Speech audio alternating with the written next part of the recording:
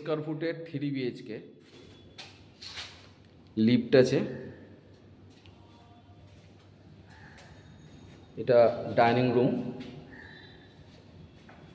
মেঝেতে মার্বেল। এটা হলো ফার্স্ট বেডরুম, এটা হলো সেকেন্ড বেডরুম।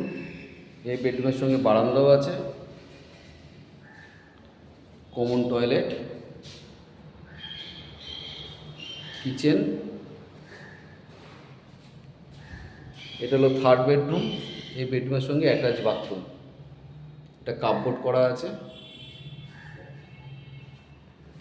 900 স্কোয়ার ফুটের 3 BHK।